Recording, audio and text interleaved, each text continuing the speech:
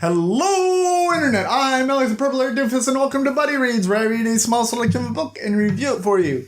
Today we are continuing our journey through The Wise Man's Fear by Patrick Rothfuss, and covering chapters 50 through 57.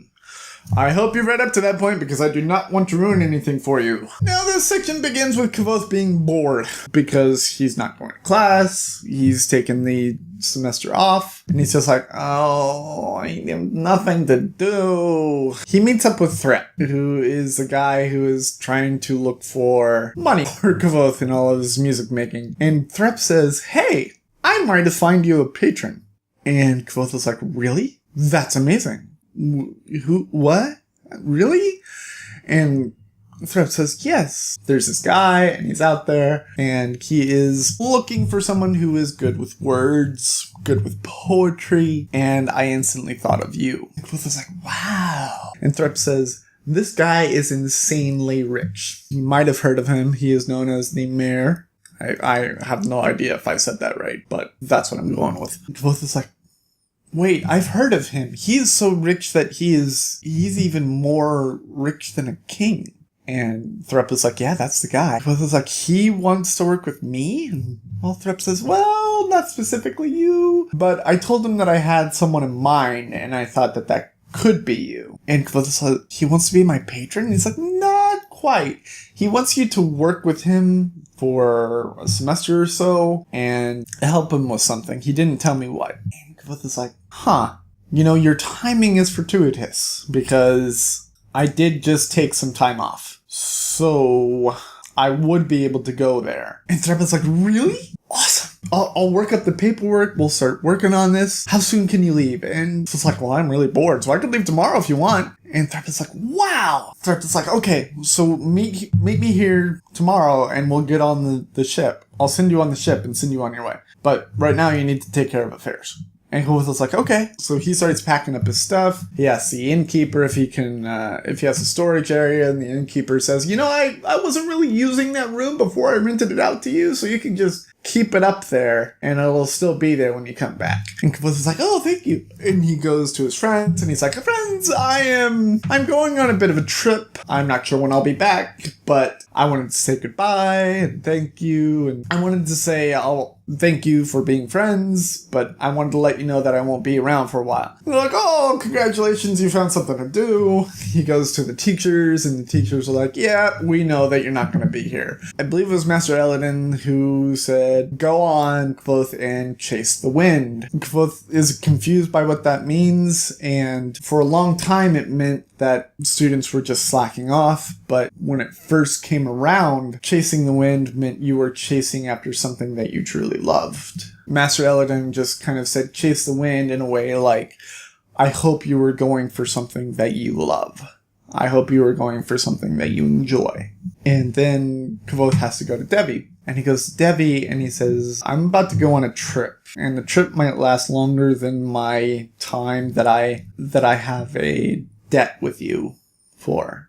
I would love to pay off my debts, but here's the thing. And he pours all of the money that he has onto a table. And Devi looks at it and he's like, this is more than enough to pay me. He's like, right, but I have to pay for the trip. I have to eat food. And he's like deducting the money from all these things that he has to do. And then he says, and then I only have like 3 or 4 talents left and I owe you like 6 or 7. And Devi is like, oh, okay, I get it. So what are you proposing right now? And Kavoth says, I need a stay. I need to extend the loan. And she says, what are you going to give me in order to extend this loan? And Kavoth says, well, I can't give you more blood, but here is what I can give you. And he puts down a book. He puts down this thief's lamp that he built in the first book. While he's rustling up the money, the ring that he retrieved of Dinah's falls out of the pouch. Debbie's like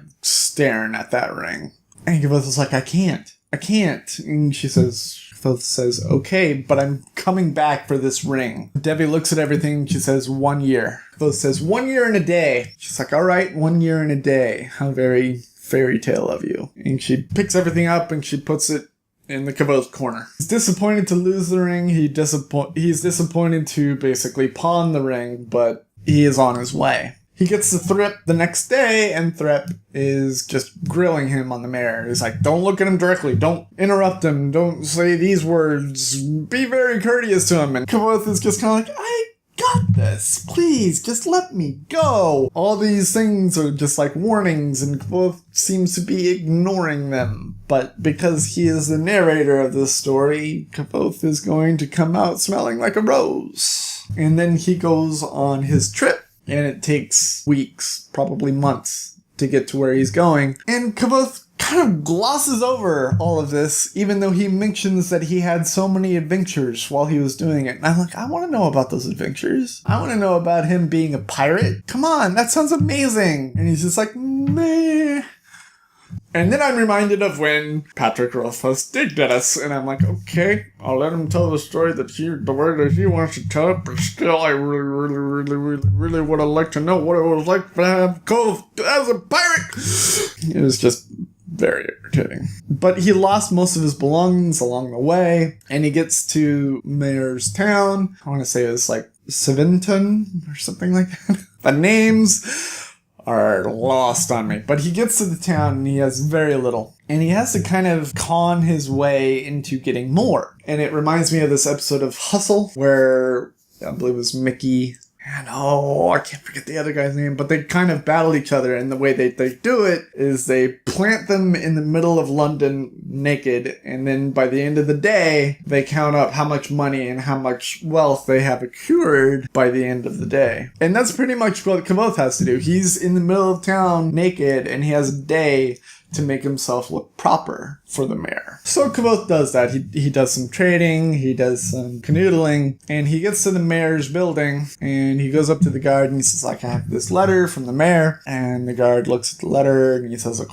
okay, come in. Kvothe is like, thank God that I had new looking clothes, because if I didn't, there was no way in the world that guard was going to let me in. And so he gets let in, and he's walking around, and he's talking to people, and everyone's very happy with him. He finally meets the mayor, and the mayor is like, I envisioned him when I first read him as a younger man who was just kind of pompous and full of himself. But I found out later that he's older. So he's an older man, but he acts like he's kind of pompous and full of himself. And Kvothe has to kind of be submissive to him, be weak towards him. Kvothe goes and he talks to him, and he's kind of getting the lay of the land, and Mayor says, here, you will be staying here. Do you have any other clothes? And Kvothe says, I really don't. Kind of lost them on the way here. Mayor says, don't worry about it. I'll buy you brand new stuff. It'll be here within an hour. No worries at all. So he gets there. One of the things that he had to do in order to procure money to get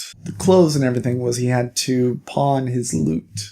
He gets there and he's in this big room with this brand new wardrobe and everything, but he's bored because the mayor hasn't called for him yet. And so he's sitting there and he's sitting there and he's sitting there and he's wishing that he could play his lute, and he's kind of like twiddling his fingers in the air because that's what he would do if he had his lute, but he doesn't have it. And then he meets with a man named Breton. I'm not saying that right either, and I know it. You can correct me. But he meets with this guy named Breton, and Breton teaches him how to play a game called Tak. And Tak is like chess with stones. There's all different kinds of strategy, and Kvothe kind of forms a friendship with Breton over this game Tak. And whenever Kvothe gets bored, he just calls for Breton to come over and play Tak. Tak helps him to learn the way around the mansion, and he teaches him about rings. Rings come in the form of like different elements, like stone and silver and gold. And the rings actually show you kind of how much someone appreciates you. So if Kvothe were to send a stone ring to Mayor, that would be like the ultimate insult. But if Kvothe were to send like a silver or gold, Mayor would know that that is a sign of respect. Kvothe never uses that with Mayor because he is there under Mayor's request. And so he is still just kind of waiting until eventually Mayor calls him in. And this is when I realized that Mayor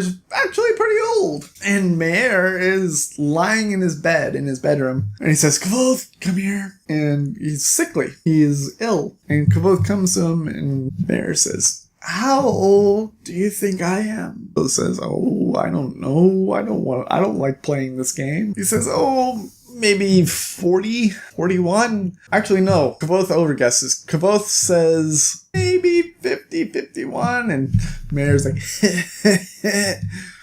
no. Kvothe, I am just past 40.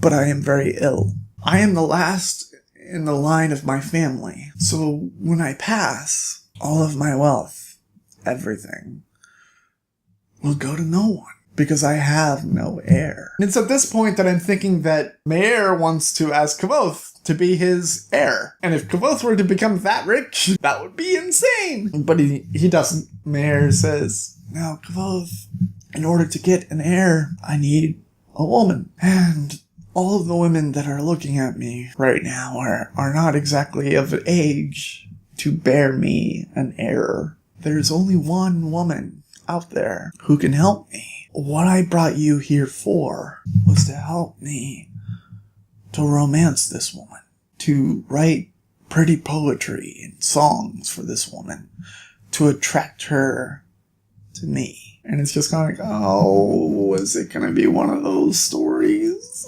Oh, don't like this, do not want. Unsubscribe.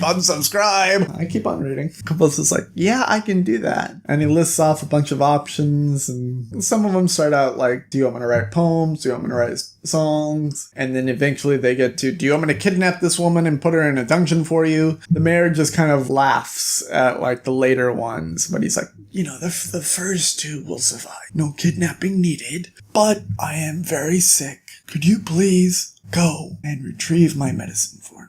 And Kvothe is like, sure, you're paying me whatever you want. I'll do whatever you want. And the whole time, the mayor's manservant is like standing off to the side going, you know, I used to pick up his medicine.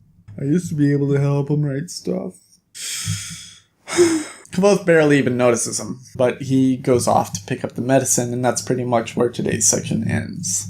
Oh, I do not want this to turn into a romance. There is already that thick romance with Denna. I do not want more romance. Bring me more Chandrian, please. I want to learn more about the Chandrian. I want to learn more about the dragons. I want to learn more about the magic. No more romance, please. If you like what I'm doing, go ahead and click the subscribe button. If you like this video specifically, click the like button. And go ahead and leave a comment letting me know how you feel about this whole romantic angle. I've been Ollie the Purple Hair Doofus. This has been Buddy Reads, reminding you to watch your pajama radius. And I will see you all in the next section of The Wise Man's Fear by Patrick Rothfuss. Toodles!